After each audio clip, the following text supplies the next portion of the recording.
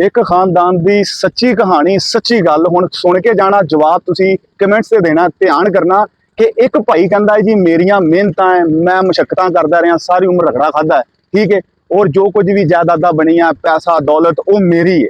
तुसी सिर्फ एक सवाल का जवाब लेना है कि इस भाई नूं पुछना है कि तैनूं 12 साल बाद याद आया कि तू यह जायदादां अपने नां ते करवाणियां। तुसी जदों यह गल सुनी है ना, तुसी अपने आप पे गौर करना है कि तुसी किसी फैमिली के फर्द जे, और तुहाडे 5 भैन भरा ने और सारे शादीशुदा ने, और तुसी मेहनत कर रहे जे, सारा कुछ कर रहे जे। क्या मुमकिन है कि तुसी जो कुछ भी मेहनतां नाल पैसा बना रहे जे, यह मुमकिन है कि तुसी वो अपने वालिद के नाम से लगा दोगे?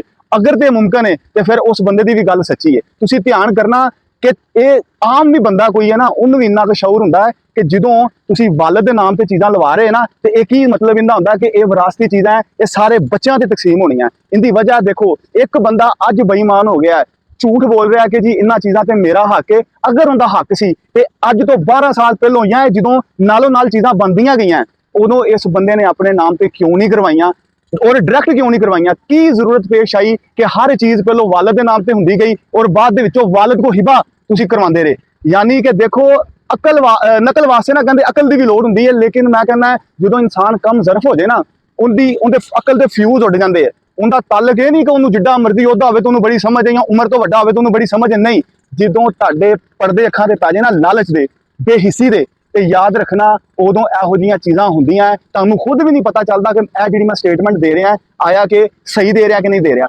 याद रखना जदों कलैक्टिवली एक खानदान मुशक्कत करता है किसी भी चीज़ वास्ते। हुण मैं तुहानूं एक मिसाल दिंदा कि 2 भाई आपस च मिल के पैसे का कारोबार करते हैं, एक कारोबार करते हैं, पैसे के मामलात करते हैं। अच्छा, एक भाई 12 साल रगड़ा एक भाई खांदा है, एक भाई साइलेंट रह के अपना साइड ते होके अपनी लाइफ इंजॉय करता, मजे लांदा है। दूसरा भाई कारोबार करता, कारोबार कर करके पैसे तो पैसा बनाता है। अच्छा, जेड़ा जिन्हें असल मेहनतां कीतियां, जिन्हें पैसे तो पैसा बनाया कारोबार करके, तो तुसीं अंदाजा लाओ उन्होंने कहा जा रहा है कि तेरा कोई हक नहीं है, तेरा कोई ताल्लुक नहीं है। तो जिन्ना जेड़े जनाब ने कुछ भी नहीं किया, साइलेंट एक चीज़ के उत्ते रहा है, वो अज भाईजान सारे चीज़ों का हकदार बन रहा है। मैं तुहाडे कोल एक सवाल का जवाब लेना चाह रहा, परे पूरी दुनिया बह जाए, तुसीं मैनूं दसो किसी भी खानदान च नाचाकी हुंदी है, मामलात हो ही जाते, कोई वड्डी गल नहीं है। जो बंदा परे बिठांदा है ना, तो परे रब्बी गल करनी चाहिए है। एक बंदा, मैं ही अपनी मिसाल ले लेना है, अगर मैं कहना जी हर चीज़ मैं ही कर रहा, तो मैनूं ये चाहिए है ना कि यार जो कुछ भी मैं कर रहा मैं अपने नाम से करावां। हर चीज़ नूं मैं नालों नाल मेहनतां करके पैसा कमा रहा, जायदादां बना रहा, जो कुछ भी बन रहा मैं अपने नाम से करावां। हो की रहा है कि हर चीज़ स्टैप बाय स्टैप बाप के नाम पे फिर क्यों होंगी? आखिर वो चीज़ मुश्तरका सी ना, मुश्तरका मेहनत सी, मुश्तरका मामला सी, जिंदी वजह तो हर चीज़ होंगी। और मैं तुहानूं एक गल दसदा, कुछ लोग बेईमान पहलों नहीं होंगे, जो किसी तीसरे बंदे की एंट्री होंगी ना, उदों बंदे के मामलात बेईमान होना शुरू हो जाते, क्योंकि तीसरा बंदा इन्हां चीज़ों ते सिखांदा है। एक हसदा वसदा घर जो उजड़दा ना, तुसीं वेख लेना कि किसी तीसरे की एंट्री होंगी है तो वह दोवां दे विच भी इख्तलाफात पैदा कर दिंदा है, और तबाही और रसवाई जड़ा ना उस खानदान का मुकद्दर बन जाता है। गल नूं समझो, मामलात नूं समझो। अज कोई भी बंदा एक क्लेम नहीं कर सकता कि 12 साल वो मेहनत करता रहा होवे और अपनी जिन्नियां भी चीज़ां अपने बाप के नाम से इस वास्ते कराएगा कि कल नूं उहदा ना कि ये सारे जेडे इस चीज़ का दावा कर सके। देखो, जिहड़ी वालिद के नाम से चीज़ होंदी है ना, वो यकीनन सारे बच्चों के विच तकसीम होंदी है। लेकिन तुसीं एक गल सोचो कि अगर कोई कल्ला बंदा इस तरह कर रहा सी, तो की वजह, वो कि बच्चा सी, बाल सी, तो उन्होंने नहीं पता लग रहा कि मैं की कर रहा। देखो, यह गल्लां याद रखना। मेरा वीडियो बनाने का मकसद सच्चाई के उत्ते जिहड़ा पर्दा पिया है ना, उन्होंने हटा के लोगों के अगे सीधा सच रखना कि भाईजान सच है।